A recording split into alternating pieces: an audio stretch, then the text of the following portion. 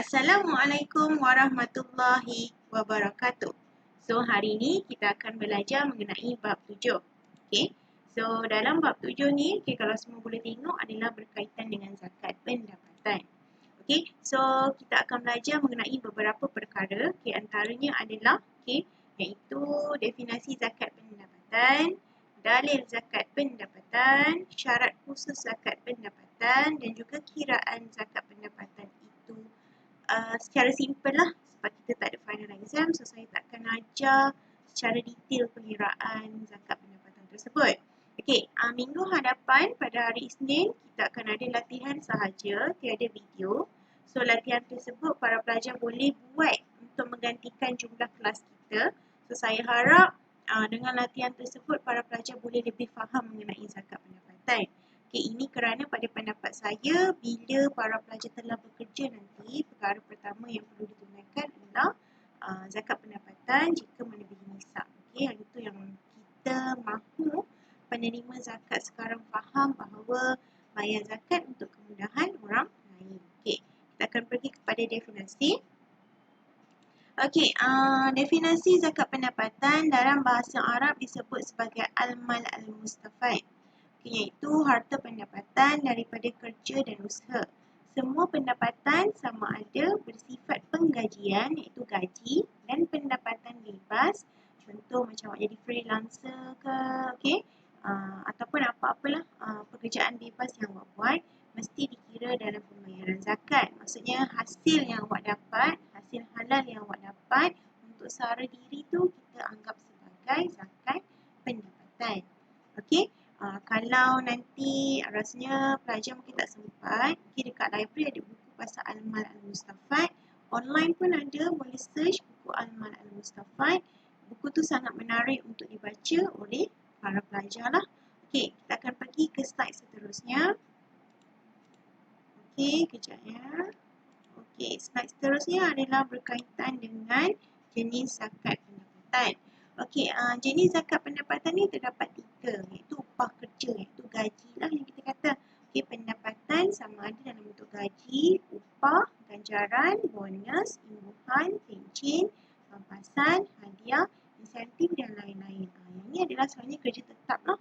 So, kita panggil sebagai upah kerja.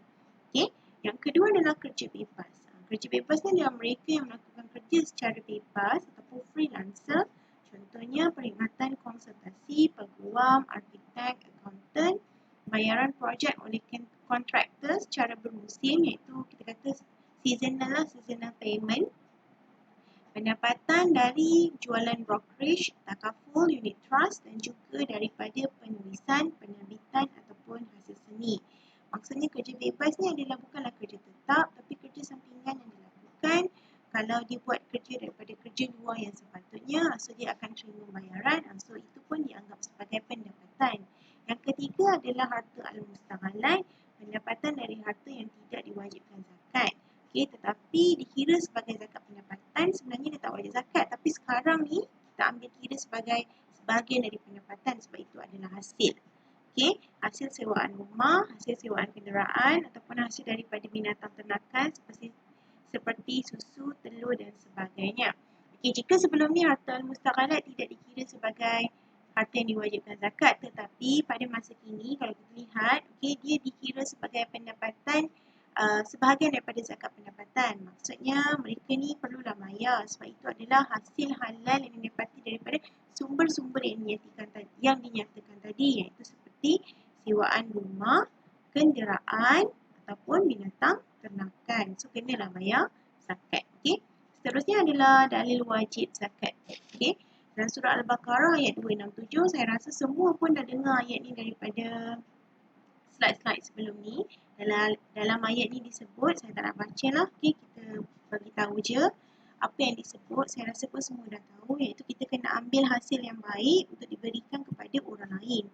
Macam saya cakap, sama juga macam sedekah. Kalau kita nak sedekah, kita sedekah barang yang paling baik, bukan barang yang tidak baik. Kan konsep sedekah yang saya cerita, ataupun konsep infak. Okey, Ali berniaga.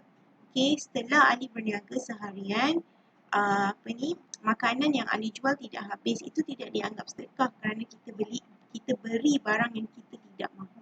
Okay, sedekah dianggap adalah kita beri pada awal perniagaan di mana kita anggap bahawa itu adalah sebahagian daripada wang yang kita kata kos kita. So itu dianggap sedekah. Maksudnya barang yang baik lah. Bukannya barang yang kita tak nak, kita bagi orang. Okay, itu bagi. Bukan sedekah. Sebab kalau konsep sedekah ni kita beri barang yang paling kita suka dan sayang. Okay. Yang sebaik-baik sedekah lah dan infak. Okay. Seterusnya, sabda Rasulullah SAW. Rasulullah berkata, setiap Muslim diwajibkan bersedekah iaitu berzakat lah. Sebab pada era Mekah, konsep berzakat ni masih tidak diwajibkan. Hanya pada era Madinah sahaja konsep zakat diwajibkan. Oleh itu sebelum ni memang semua sedekah dianggap sebagai sedekah sahaja. Okay, lebih kepada ihsan. Tapi pada era Madinah setelah diturunkan ayat mewajibkan zakat, maksudnya dia dianggap sebagai zakat lah, pengeluaran yang wajib. Okey, para sahabat menyoal, wahai Nabi Allah, kalau kami tidak memiliki harta bagaimana? Ini adalah mereka bertanya kepada Rasulullah. Okey, jika mereka tak punya harta, bagaimana mereka ingin bersedekah atau berzakat? Okey, Rasulullah menjawab, bekerjalah dengan sepenuh tenaga bagi menyara diri dan kemudian bayarlah zakat. Maksudnya, umat Islam ni sebenarnya digalakkan untuk bekerja. Kemudian, kalau mampu, bayar zakat. Sebab tu kalau kita tengok, okey, Nabi-Nabi tidak pernah ataupun tiada yang tidak bekerja. Semuanya bekerja. Sedangkan Nabi ataupun Rasul sendiri pun bekerja. Iaitu pada awalnya mengembala kambing. Itu kita kena sedarlah bahawa konsep bekerja ni perlu ada. Okay? Di mana Allah tetapkan kita iaitu sebagai khalifah kat muka bumi ni untuk seimbangkan dunia akhirat. Kita bukan macam makhluk yang hanya pentingkan akhirat sahaja. Tapi kita perlu pentingkan dunia juga. Okay? So, para sahabat menjawab, kalau kami tidak mampu, maksudnya kalau kita dah bekerja tapi masih tak cukup lagi. So, bagaimana? Rasulullah pun menjawab, berikanlah pertolongan kepada orang yang berhajat.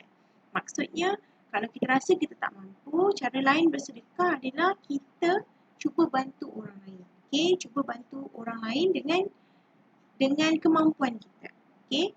Kemudian para sahabat juga berkata, kalau kami tidak berupaya, ialah kan kalau kawan awak minta valve fire, awak hanya mampu berikan dia kancil. So bagaimana?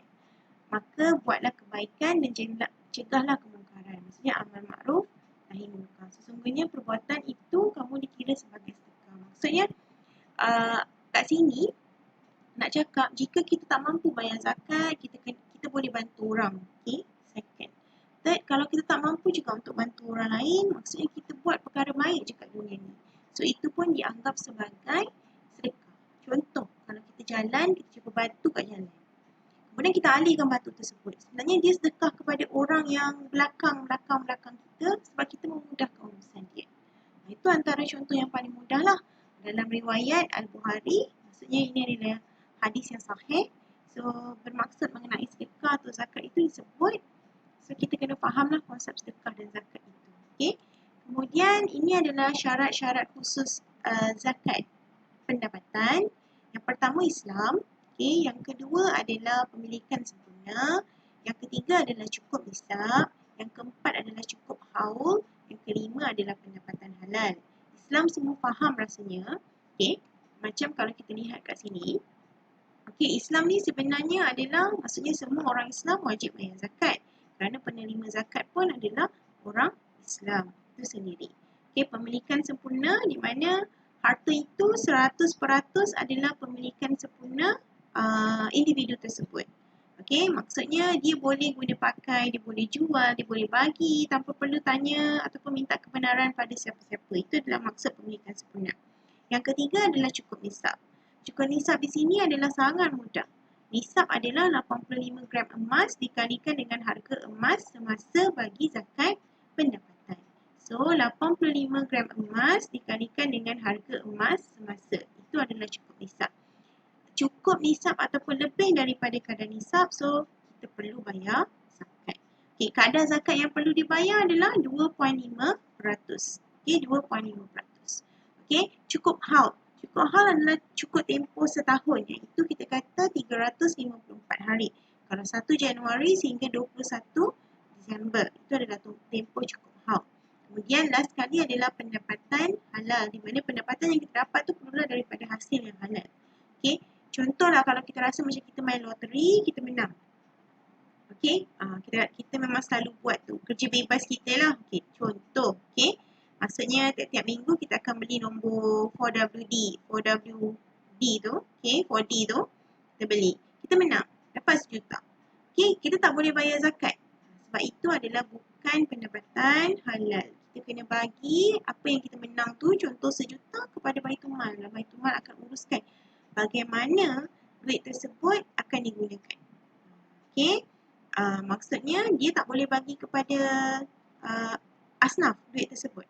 Mungkin boleh digunakan untuk buat jalan raya, buat sekolah, buat bangunan dan sebagainya. Barulah kita membersihkan dosa-dosa kita. Bukan dengan bayar zakat. Okey, seterusnya adalah, ini yang saya dah cakap tadi. Okay, Islam, pendapatan orang Islam sahaja yang dikenakan zakat. Okay, sempurna milik. Pendapatan yang berada di bawah kawalan seseorang sepenuhnya sahaja dianggap sebagai sempurna milik. Cukup nisab, pendapatan bersih ditolak keperluan asasi dan melebihi nilai minimum 80 gram emas dikalikan dengan harga semasa. Okey, cukup haul, cukup tempoh setahun hijrah. Ada dua pendapat mengenai haul, tapi kita ikut je lah cukup tempoh setahun hijrah yang paling mudah. Okey, saya tak nak ajar konsep yang susah sebab tak ada final exam untuk semester ni. So saya nak ajar agar ilmu ni para pelajar di PIH ataupun industri halal dapat faham apa itu zakat. Okey, sebab apa? Sebab dia termasuk dalam rukun Islam. So kita tak nak lah kita ni punya tiang agama tak kukuh. Okey, minta zakat semua nak, bayar zakat semua mengelak. Itu adalah satu sifat yang kita perlu jauhkan. Okey, kita kena juga berusaha untuk bayar zakat. Okey, seterusnya adalah mengenai kaedah pengiraan zakat. Okey, sebenarnya kalau kita lihat kat sini terdapat 3 kaedah lah. Okey, yang pertama, okey, 2.5% atas jumlah pendapatan kasar. Yang ni adalah mereka yang rasa nak guna pendapatan kasar boleh je, tak ada masalah. Maksudnya hasil kasar pendapatan tu kali dengan 2.5%, tak ada tolakan.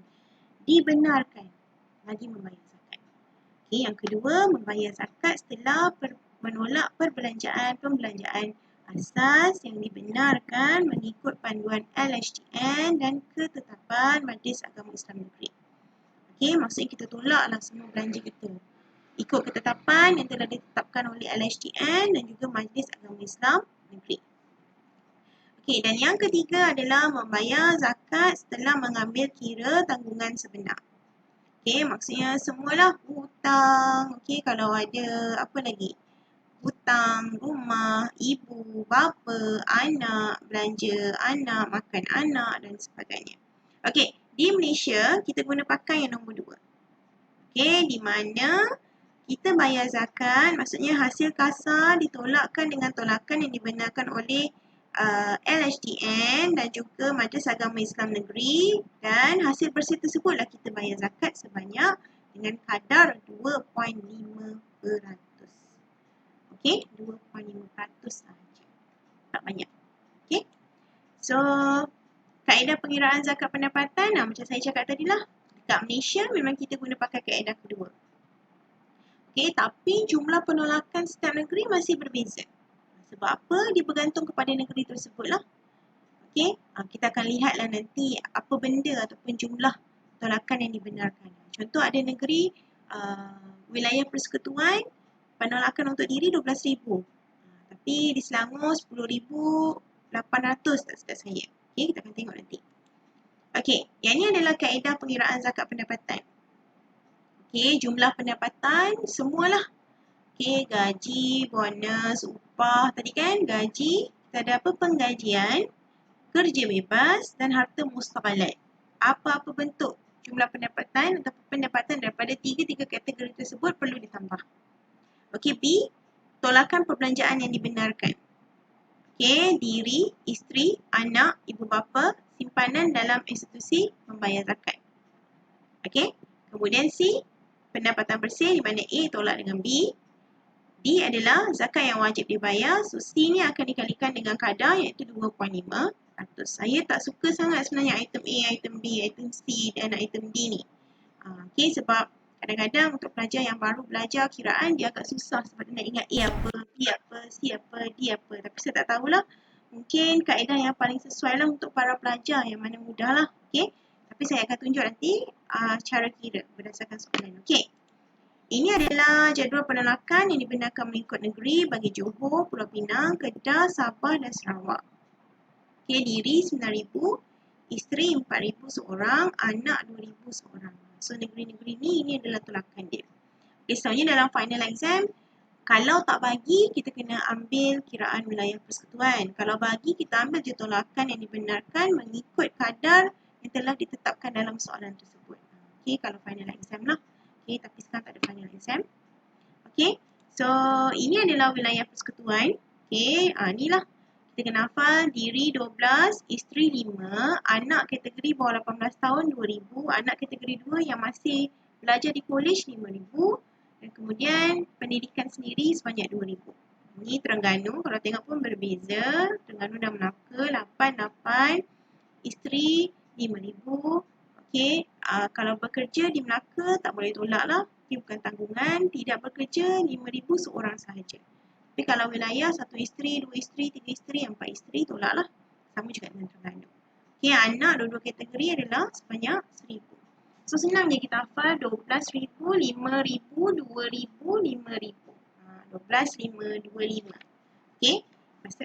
Diri sendiri 12,000, isteri 5,000, anak bawah 18 tahun yang masih bersekolah 2,000, anak lebih daripada 18 tahun yang belajar adalah sebanyak 5,000. Okey. Ini adalah bagi Selangor. Aku tengok Selangor, tengok diri dia 11,300. Dia beza tadi kita 12,000, dia 11,300. Isteri 5,000, anak dia IPT 6,850. Ini adalah tolakan-tolakan dia lah. Boleh baca, tengok dan lihat. Okey. Tolakan ini adalah kita kata kadar yang telah ditetapkan oleh Majlis Agama Islam setiap negeri lah. So oleh itu kita kena ikut lah. Sebab dia akan berbeza bagi setiap negeri. Okey. Kenapa berbeza? Okay, sebab setiap kita kata kita ada 14 negeri. So 14 negeri. So kita boleh cakap kat sini setiap negeri tersebut dia mempunyai Majlis Agama Islam negeri dia. So Majlis Agama Islam tu yang akan menetapkan bagaimana pelaksanaan zakat itu dibuat. So kat situ dia bergantung kepada negeri masing-masing. Okay. So ini adalah kita kata untuk negeri Sembilan, Kelantan dan Perak pun kita boleh lihat berbeza lah kat sini. Okay, ada yang benarkan OKU, ada yang benarkan kesihatan, ada yang tak ada apa-apa. So memang agak berbeza. So dia bergantung kepada Majlis Agama Islam negeri lah macam saya cakap tadi. Okay, saya tak nak bingungkan lagi dengan nombor-nombor ni. So kita terus kepada contoh iaitu situasi pertama. Okay. Puan Afia mempunyai pendapatan bulanan sebanyak 4,700. Okay, beliau mempunyai 3 orang anak. Okay, kalau tengok kat sini. Okay, yang masih di bawah tanggungan beliau. Setiap bulan, peruntukan bulanan untuk ibu bapa adalah sebanyak 400. So, sebulan dia kata RM400 lah. Beliau mempunyai pendapatan lain iaitu hasil daripada tanah yang disewakan sebanyak 300 sebulan. Harga emas semasa ialah RM168 per gram. Kirakan zakat pendapatan yang perlu dibayar oleh Puan Afiah tadi. Okey. Ini adalah soalan dia. Okay, cuba capture ataupun ingat balik bagaimana. Okay, sebab saya nak tunjukkan cara kira pula. Okay. So, kalau tengok kat sini, sorry. Salah slide pula, salah tekan. Okey, perkara pertama kita kena kira adalah nisab. Sebab dalam soalan tadi tak ada diletakkan nisab. Okey, so nisab 85 gram emas dikalikan dengan harga emas semasa. Sebab dalam soalan tadi harga emas semasa adalah RM168. Sebab tu kalau tengok kat sini, 85 gram emas kali RM168. So, kita dapat 14,280. Okey, tadi daripada pendapatan kalau kita lihat ada 2. Satu daripada gaji Puan Afia, satu lagi daripada tanah yang disewakan kepada orang lain. Okey, gaji dia 4,700 sebulan, kena kali dengan 12 bulan, so dapat 56,400. Tanah pula hasil pendapatan dia 300 sebulan, kali dengan 12 bulan, so dapat 3,600. So jumlah pendapatan adalah 60,000. So tolakan yang dibenarkan adalah dia adalah merupakan ibu tunggal, maksudnya diri bukan isteri. Okay, so diri dia adalah 12,000, anak dia adalah 3 orang kali dengan 2,000, ibu bapa 400 kali dengan 12 bulan. So tolakan yang dibenarkan adalah 22,800. Okey, pendapatan bersih pula kalau tengok kat sini adalah yang ni jumlah pendapatan tolak jumlah tolakan, kita dapat 37,200. Okey, kadar zakat pula adalah 2.5%. Oleh itu, 37,200 dikalikan dengan 2.5%, so kita dapat 930. So, 930 adalah jumlah zakat yang perlu dibayar untuk setahun. Okey, so kalau sebulan sebenarnya, kalau dia bayar potongan gaji, dia hanya perlu bayar RM77.50. Okey, sebab tu zakat pendapatan kita boleh buat bulanan sebenarnya, tak ada masalah. Okey, walaupun tak cukup haul sebab kita akan bayar dalam tempoh haul tersebut. Sebab kita takut nanti kalau segedebuk kena bayar 930, semua orang terkejut daripada tolakan gaji dia. Okey, sebab sangat banyak. Okey, sebab tu kalau lihat sekarang, kalau tengok PPZ Mawid pun, diorang dah buat PCB. Okey, iaitu kita kata potongan zakat bulanan lah, PZB. Potongan zakat bulanan. So, inilah 930. Okey, boleh faham semua? Ada yang tak faham? Saya rasa sangat mudah. Okey, yang pertama kita kena kira nisab kalau jumlah nisab tak diberi. Yang kedua, kita kena tengok apa jenis pendapatan yang ada. Yang ketiga, kita kena tengok juga tolakan yang dibenarkan. Kemudian, kalikan dengan kadar zakat jika pendapatan bersih ni, okay, pendapatan bersih ini melebihi nisab. Kalau tengok sini, 37,200 lebih besar daripada 14,280. So, lebih daripada nisab. So, wajib bagi Puan Afia untuk bayar zakat. Okay. Okay. Saya move kepada situasi kedua. Kita ada 3 situasi. Okay. Okay. Pendapatan telah cukup haul. Andaian nisab ialah 10,800. Dalam soalan ni, andaian nisab telah diberi. So, tak perlu kira. Pendapatan yang diterima ialah gaji 48,000 setahun, allowance 5,000 setahun, bonus 5,000 setahun. Individu ini mempunyai seorang isteri, 5 orang anak yang masih bersekolah, memberikan perbelanjaan kepada ibu bapa sebanyak 6,000. Kirakan zakat yang perlu dibayar. Harga emas semasa ialah RM199 per gram. Okay, kita tengok soalan ni. Okay, cuba tengok, hafal sekali harung supaya saya boleh tunjuk cara kira dia dengan mudah. Boleh Okay, so kita tengok kat sini. Okay, nisab tak perlu kira sebab dah diberi 10,800. Gaji dia 48,000 setahun. Allowance yang diterima 5,000 sebulan. Bonus yang diterima 5,000 setahun. Bukan sebulan, sorry, setahun. Ini semua setahun lah. So, jumlah pendapatan setahun ni adalah RM58,000. Okey, tolakan yang dibenarkan adalah diri sebanyak 12,000, isteri ada seorang, so 5,000, anak ada 5 orang, 5 kali dengan 2,000, so 10,000. Ibu bapa setahun diberi dalam 6,000. So, kalau ibu bapa kita bagi 10,000, kita tolak di 10,000. Dia tak ada maksimum limit. Sebab itu kira macam tolakan yang dibenarkan lah berapa yang kita bagi ibu bapa kita. Okey. Kemudian jumlah tolakan adalah RM33,000. So, pendapatan bersih adalah jumlah pendapatan tolak jumlah tolakan. So, kita akan dapat pendapatan bersih sebanyak RM25,000. So, RM25,000 ni lebih besar daripada RM10,800, betul?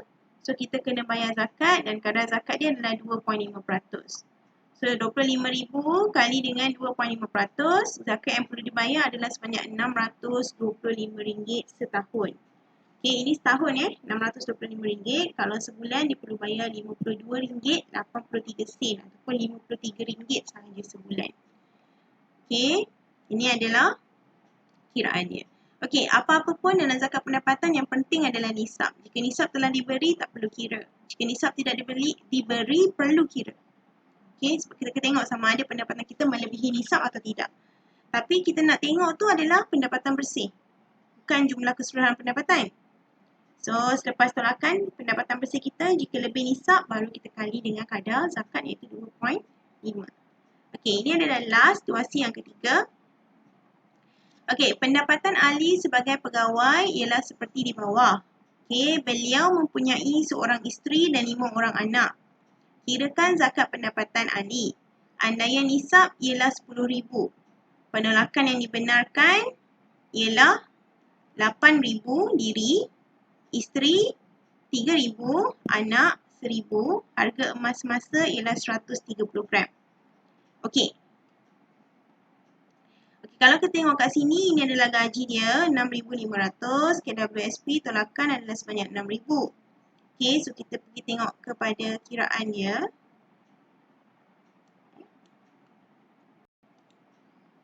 Okey, kita tengok kepada kiraan dia. Minta maaf Okey. So, ini adalah kiraan dia. Dalam soalan tadi, nisab adalah sebanyak 10,000. Okey, pendapatan dia adalah sebanyak 6,500 dikalikan dengan 12 bulan. So, 78,000. Jumlah pendapatan adalah 78,000. Tolakan yang dibenarkan telah diberikan dalam soalan tadi. Kalau tengok, okey, diri 8,000, isteri 3,000, anak 1,000. Dia ada cakap dia ada seorang isteri dan 5 orang anak. So, kita kena tolak kat sini lah. Okey, diri 8,000, isteri 3,000, anak 1,000 tapi ada 5 orang, so 5,000. Kalau tengok tadi pun KWSP ada 600. So, KWSP dibenarkan. Okey, asalkan tidak melebihi 11%. So, KWSP 600 kali dengan 12 bulan, 7,200. Sejumlah tolakan adalah 23,200. Okey, pendapatan bersih beliau adalah jumlah pendapatan tolak jumlah tolakan dapat 54,800. So, 54,800 ni lebih daripada 10,000, lebih daripada nisab. So, beliau perlu bayar zakat sebanyak 2.5%. So, kita kata 54,800 dikalikan dengan 2.5%, kita dapat RM1,370 untuk setahun. Setahun Okey, so kalau untuk sebulan, beliau perlu bayar adalah sebanyak RM114.20 ataupun RM115 sahaja. So, macam itulah. Ini adalah untuk setahun. Okey, boleh faham semua? So, kita ambil simple calculation sahaja.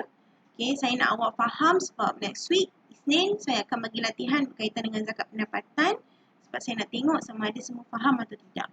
Okey, so kita akan tengok. Ini adalah untuk kedatangan hari ini, 7 hari bulan 5, 2020. So, kalau tengok kat Google Classroom tu ada satu form yang saya sediakan untuk awak jawab. Okey, sama macam kelas sebelumnya. Okey, soalan saya akan bacakan. Soalan kena dengar lah. Okey, ini adalah situasi dia.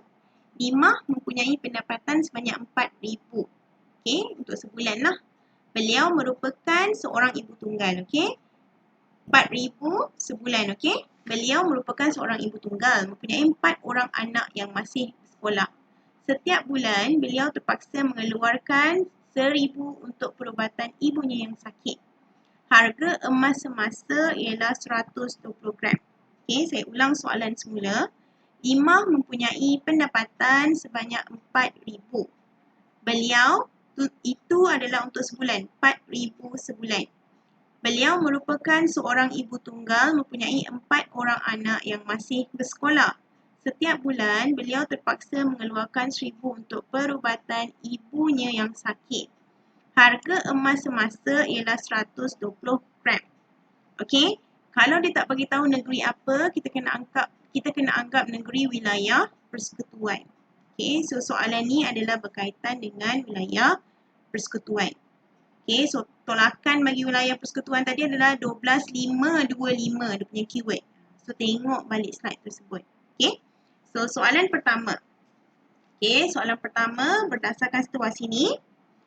Okey, berapakah kadar zakat pendapatan?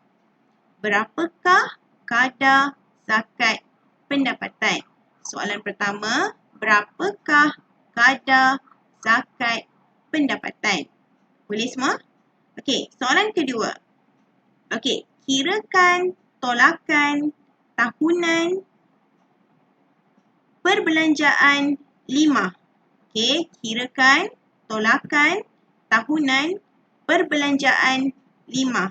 Okey, soalan yang kedua, kirakan tolakan tahunan, perbelanjaan 5.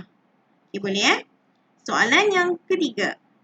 Okey, berapakah nisab bagi situasi 5? Okey, ataupun kirakan nisab bagi situasi 5. Okey, soalan yang ketiga, kirakan nisab bagi situasi 5. Okey, saya harap semua pelajar boleh jawab soalan-soalan ni. Saya tak suruh kira zakat pun. Saya nak awak faham dulu konsep paling basic, paling mudah. Supaya next week kita boleh buat latihan pengukuhan untuk zakat pendapatan. Okey, so kalau tak ada apa-apa, tolong jawab dekat Google Classroom punya link. Ada Google Form macam last class.